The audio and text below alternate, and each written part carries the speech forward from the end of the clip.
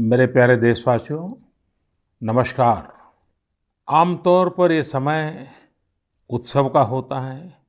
जगह-जगह मेले लगते हैं, धार्मिक पूजा पाठ होते हैं।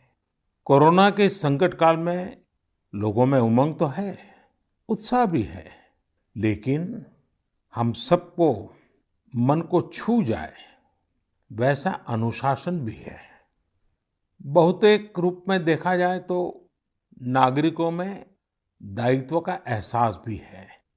लोग अपना ध्यान रखते हुए, दूसरों का ध्यान रखते हुए अपने रोजमर्रा के काम भी कर रहे हैं।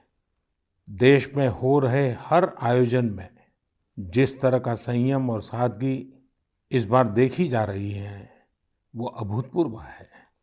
गणेशोत्सव भी कहीं ऑनलाइन मनाया जा रहा है, तो ज्यादातर जगहों पर इस बार इको फ्रेंडली गणेश जी की प्रतिमा स्थापित की गई है। साथियों, हम बहुत बारीकी से अगर देखेंगे तो एक बात अवश्य हमारे ध्यान में आएगी। हमारे पर्व और पर्यावरण, इन दोनों के बीच एक बहुत गहरा नाता रहा है। जहां एक और हमारे पर्वों में पर्यावरण और प्रकृति के साथ सहजीवन का संदेश छिपा होता है, तो दूसरी ओर कई सारे पर्व प्रकृति की रक्षा के लिए ही मनाए जाते हैं। जैसे बिहार के पश्चिमी चंपारण में सदियों से थारू आदिवासी समाज के लोग 60 घंटे के लॉकडाउन, या उनके ही शब्दों में कहें तो 60 घंटे के बरना का पालन करते हैं।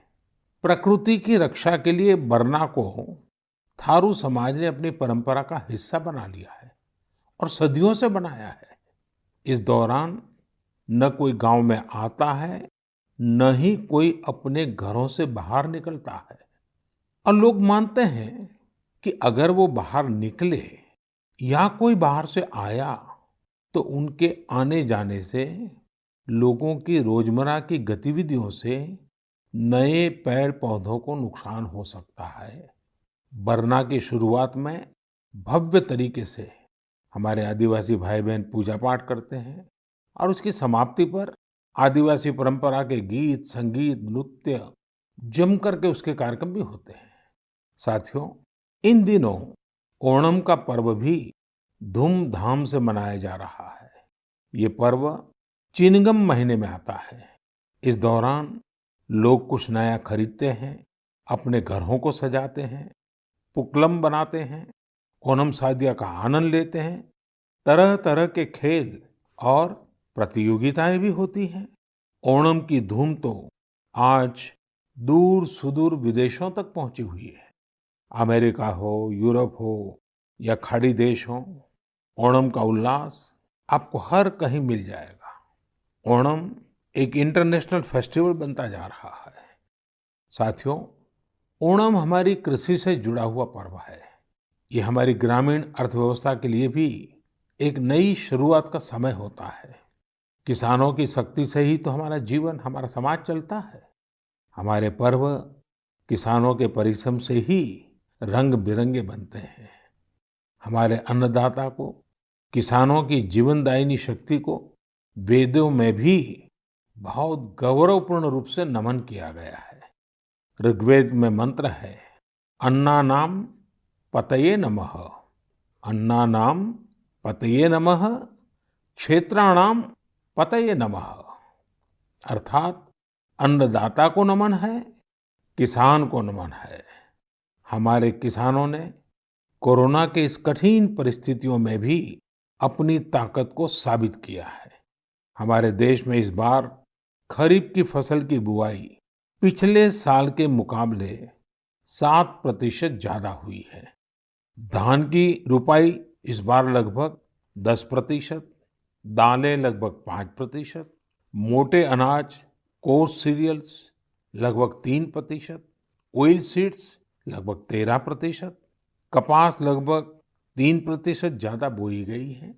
मैं इसके लिए देश के किसानों को बधाई देता हूं, उनके परिश्रम को नमन करता हूं।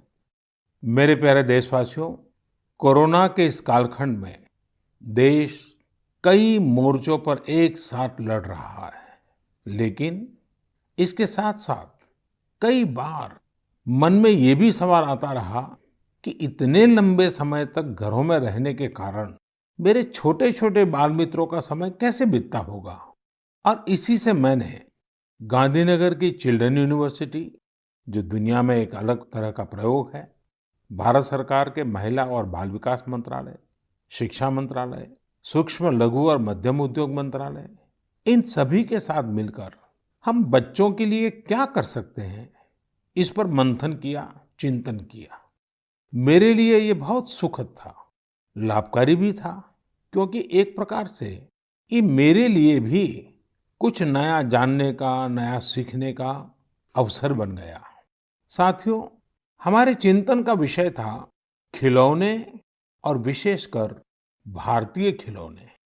हमने इस बात पर मंथन किया कि भारत के बच्चों को नए-नए टॉयज कैसे मिले, भारत टॉय प्रोडक्शन का बहुत बड़ा हब कैसे बने।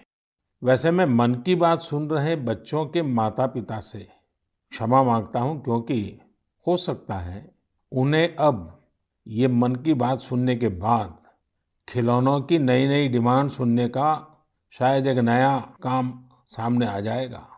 साथियों, खिलौने जहां एक्टिविटी को बढ़ाने वाले होते हैं, तो खिलौने हमारी आकांक्षाओं को भी उड़ान देते हैं। खिलौने केवल मन ही नहीं बहलाते, खिलौने मन बनाते भी हैं और मकसद गढ़ते भी हैं। मैंने कहीं पढ़ा कि खिलौनों के संबंध में गुरुदेव रविंद्रनाथ टैगोर ने कहा था कि बेस्ट टॉय वो होता है जो इनकम्प्लीट हो, ऐसा खिलौना जो अधूरा हो और बच्चे मिलकर खेल-खेल में उसे पूरा करें।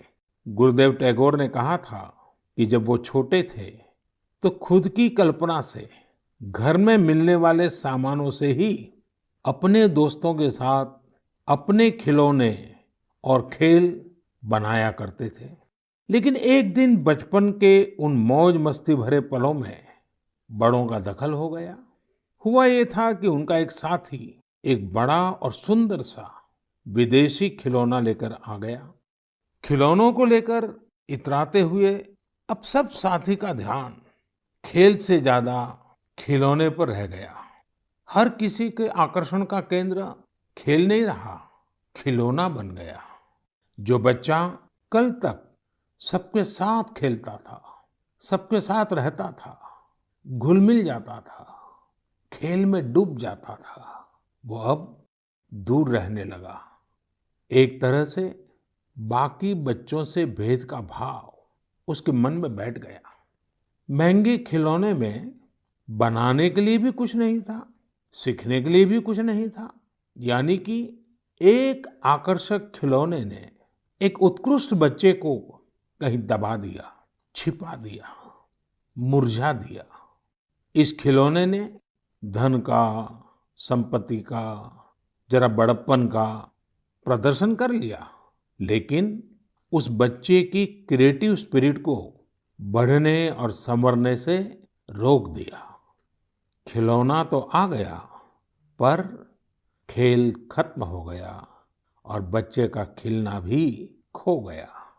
इसलिए गुरुदेव कहते थे कि खिलौने ऐसे होने चाहिए जो बच्चे के बचपन को बाहर लाएं, उसकी क्रिएटिविटी को सामने लाएं। बच्चों के जीवन के अलग-अलग पहलू पर खिलौनों का जो प्रभाव है, इस पर राष्ट्रीय शिक्षा नीति में भी बहुत ध्यान दिया गया है। खेल-खेल में सीखना, खिलौने बनाना सीखना, खिलौने जहां बनते हैं वहां की विजिट करना, इन सबको करिकुलम का हिस्सा बनाया गया है। साथियों, हमारे देश में लोकल खिलौनों की बहुत समृद्ध परंपरा रही है। कई प्रतिभाशाली और कुशल कारीगर हैं जो अच्छे खिलौने बनाने में महारत रखते हैं। भारत के कुछ क्षेत्र टॉय क्लस्टर्स यानी खिलौने के केंद्र के रूप में भी विकसित हो रहे हैं। जैसे कर्नाटक के रामनगरम में चन्नापटना, आंध्र प्रदेश के कृष्णा में कोंडापल्ली, तमिलनाडु में तंजौर, असम में धुबरी, उत्तर प्रदेश का वाराणसी, कई ऐसे स्थान हैं, कई नाम गिना सकते हैं। आपको ये जानकर आश्चर्य होगा कि global toy industry 7 lakh crore रुपए से भी अधिक की है। 7 लाख करोड़ रुपयों का इतना बड़ा कारोबार, लेकिन भारत का हिस्सा उसमें बहुत कम है। अब आप सोचिए कि जिस राष्ट्र के पास इतनी विरासत हो, परंपरा हो, विविधता हो, युवा आबादी हो, क्या खिलौनों के बाजार में उसकी हिस्सेदारी इतनी कम होनी हमें अच्छा लगेगा क्या? जी नहीं, ये सुनने के बाद आपको भी अच्छा नहीं लगेगा। देखिए साथियों, टॉय इंडस्ट्री बहुत व्यापक है। गृह उद्योग हो, छोटे और लघु उद्योग हो, एमएसएमईज हो, इसके साथ साथ बड़े उद्योग और निजी उद्यमी भी इसके दायरे में आते हैं। इसे आगे बढ़ाने के लिए देश को मिलकर मेहनत करनी होगी। अब जैसे आंध्र प्रदेश के विशाखापट्टनम में श्रीमान सीवी राजू है, उनके गांव के अति कुप्पका टॉयज एक समय में बहुत प्रचलित थे।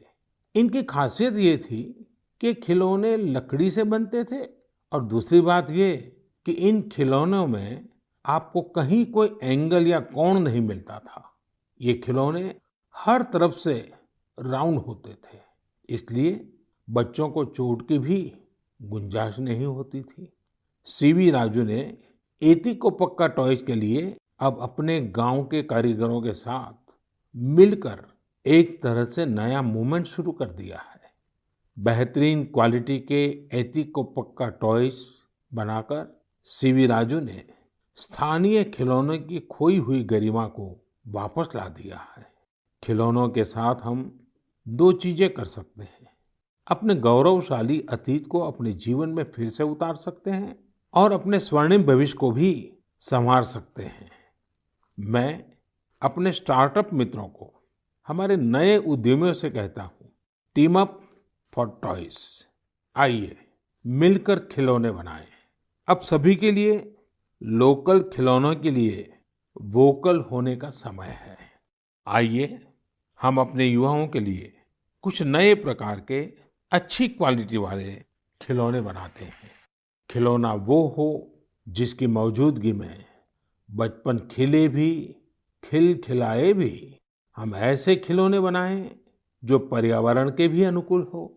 साथियों, इसी तरह अब कंप्यूटर और स्मार्टफोन के इस जमाने में कंप्यूटर गेम्स का भी बहुत ट्रेंड है।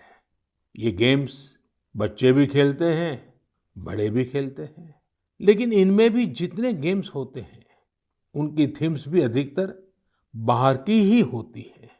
हमारे देश में इतने आइडियाज हैं, इतने कंसेप्ट्स हैं, बहुत समृद्ध हमारा इतिहास रहा है कि हाँ, हम उन पर गेम्स बना सकते हैं। मैं देश के युवा टैलेंट से कहता हूँ, आप भारत में भी गेम्स बनाइए और भारत के भी गेम्स बनाइए।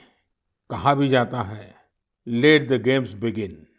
तो चलो खेल शुरू करते हैं।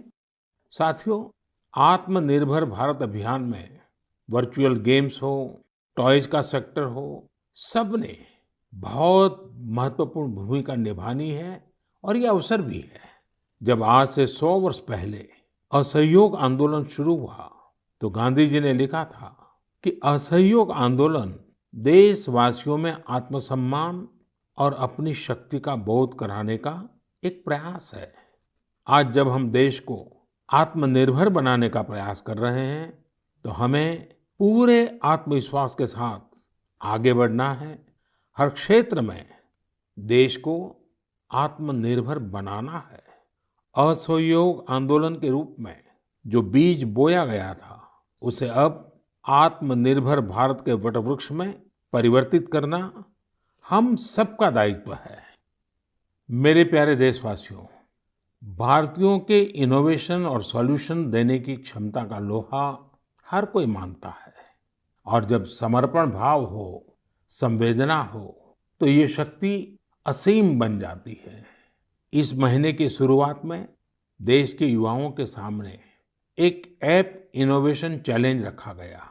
इस आत्मनिर्भर भारत ऐप इनोवेशन चैलेंज में हमारे युवाओं ने बढ़-चढ़ कर के हिस्सा लिया। करीब 7,000 एंट्रीज आई। उसमें भी करीब-करीब 2 तिहाई ऐप्स टियर 2 और टियर 3 शहरों के युवाओं ने बनाए हैं। ये आत्मनिर्भर भारत के लिए, देश के भविष्य के लिए बहुत शुभ संकेत है। आत्मनिर्भर ऐप इनोवेशन चैलेंज के रिजल्ट्स देखकर आप जरूर प्रभावित होंगे। काफी जांच परख के बाद अलग-अलग कैटेगरी में लगभग 2 दर्जन ऐप्स को अवार्ड भी दिए गए हैं। आप जरूर इन ऐप्स के बारे में जानें और उनसे जुड़ें।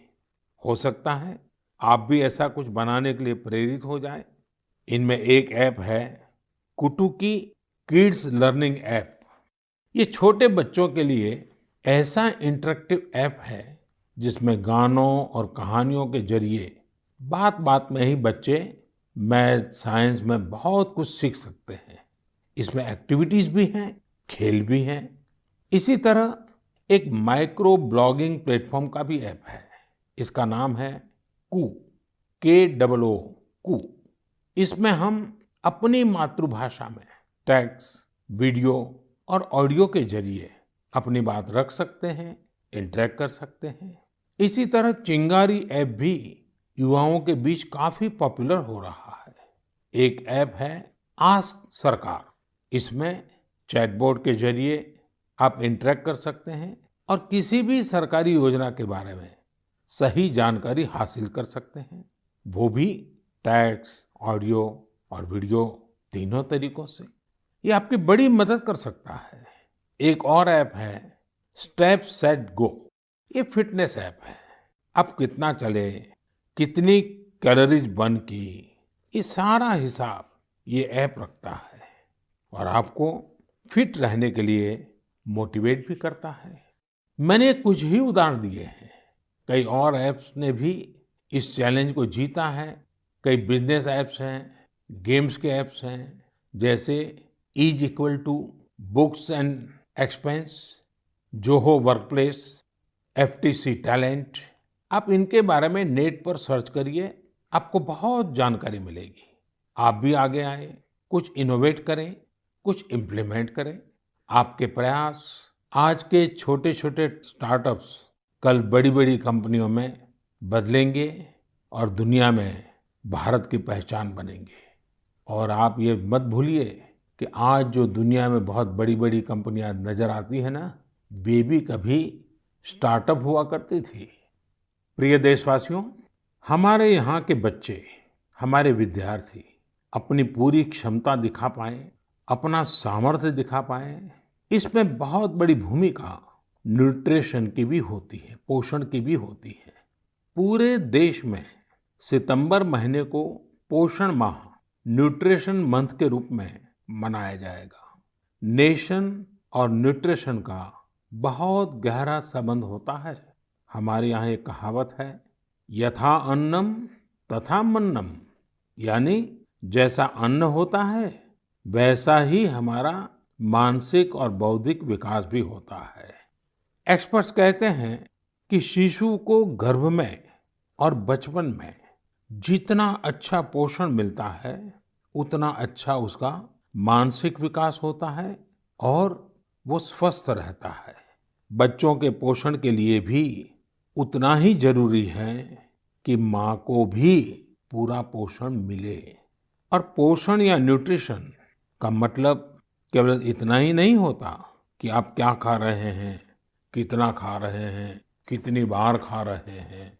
इसका मतलब है आपके शरीर को कितने जरूरी पोषक तत्व, न्यूट्रिएंट्स मिल रहे हैं। आपको आयरन, कैल्शियम मिल रहे हैं या नहीं, सोडियम मिल रहा है या नहीं, विटामिन्स मिल रहे हैं या नहीं, ये सब न्यूट्रिशन के बहुत इम्पोर्टेंट एस्पेक्ट्स हैं। न्यूट्रिशन के इस आंदोलन में पीपल पार्टिसिपेशन भी बहुत जरूरी है। जन भागीदारी ही इसको सफल करती है।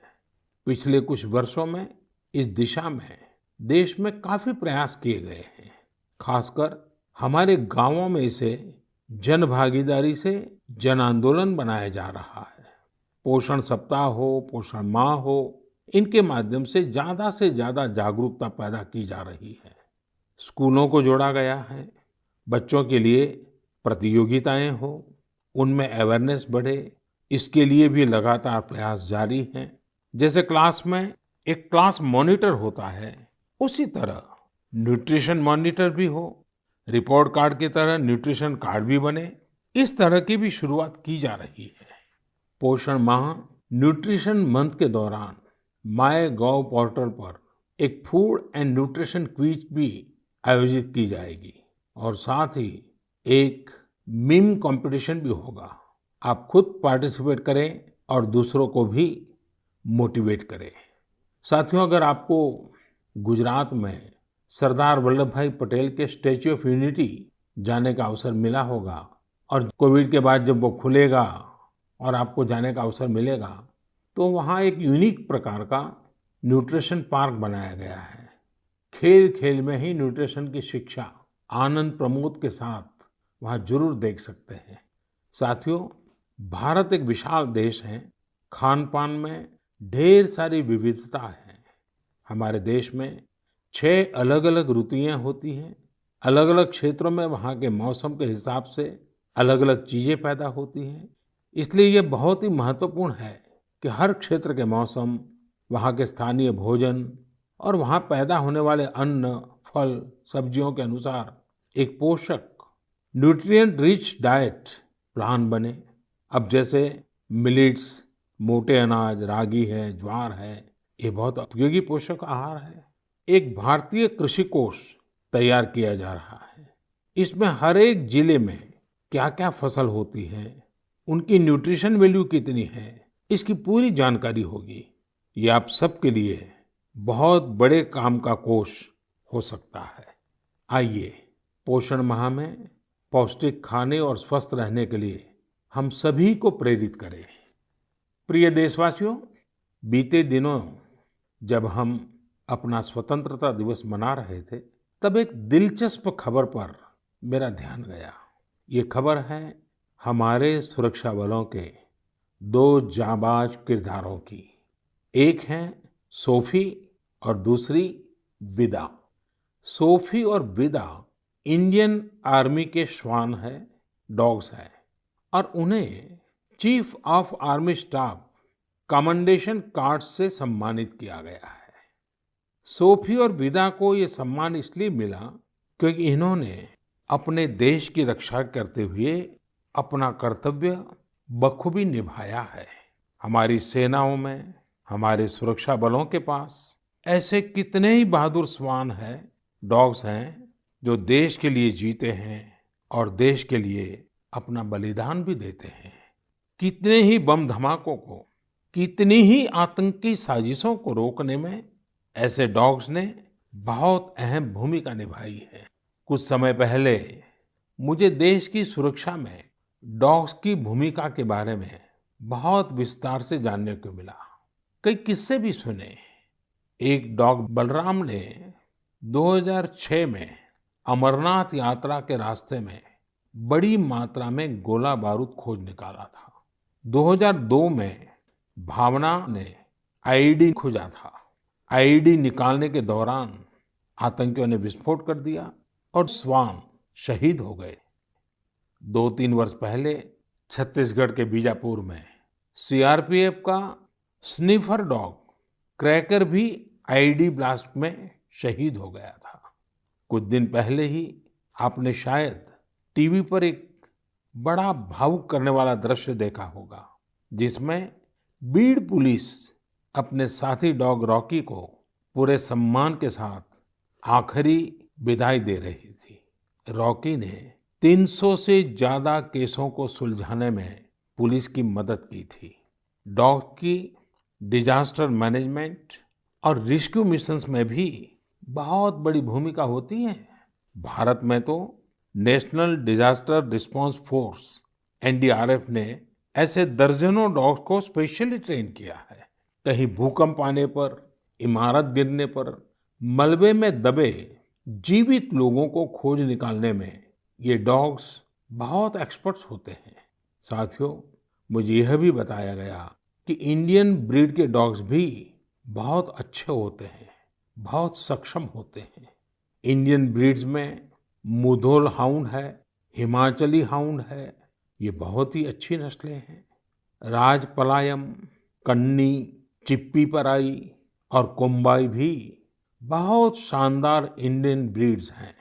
इनको पालने में खर्च भी काफी कम आता है और ये भारतीय माहौल में ढले भी होते हैं।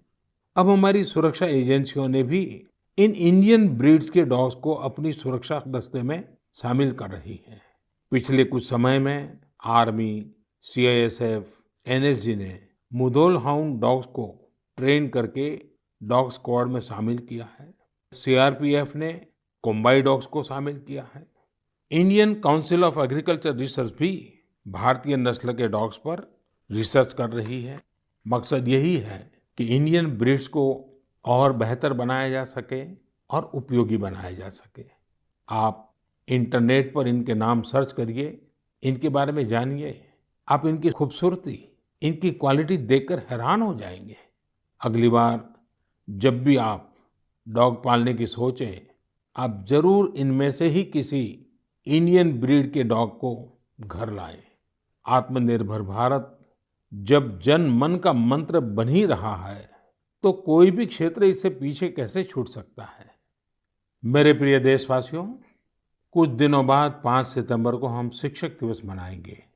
हम सब जब अपने जीवन की सफलताओं को, अपनी जीवन यात्रा को देखते हैं, तो हमें अपने किसी न किसी शिक्षक की याद अवश्य आती है। तेजी से बदलते हुए समय और कोरोना के संकट काल में हमारे शिक्षकों के सामने भी समय के साथ बदलाव की एक चुनौती रख दी है। मुझे खुशी है कि हमारे शिक्षकों ने इस चुनौती को न केवल स्वीकार किया, बल्कि उसे अवसर में बदल भी दिया है। पढ़ाई में तकनीक का ज्यादा से ज्यादा उपयोग कैसे हो, नए तरीकों को कैसे अपनाएं, छात्रों को मदद कैसे करें, ये हमारे शिक्षकों ने सहजता से अपनाया है और अपने स्टूडेंट्स को भी सिखाया है। आज देश में हर जगह कुछ न कुछ इनोवेशन हो रहे हैं। शिक्षक और छात्र मिलकर कुछ नया कर रहे हैं। मुझे भरोसा है, जिस तरह देश में राष्ट्रीय शिक्षा नीति के जरिए एक बड़ा बदलाव होने जा रहा है, हमारे शिक्षक इसका भी लाभ छात्रों तक पहुंचाने में अहम भूमिका निभाएंगे। साथियों, और विशेषकर मेरे शिक्षक साथियों, वर्ष 2022 में हमारा देश स्वतंत्रता के 75 वर्ष का पर्व मनाएगा। स्वतंत्रता के पहले अनेक वर्षों तक हमारे देश में आजादी का जंग, उसका एक लंबा इतिहास रहा है।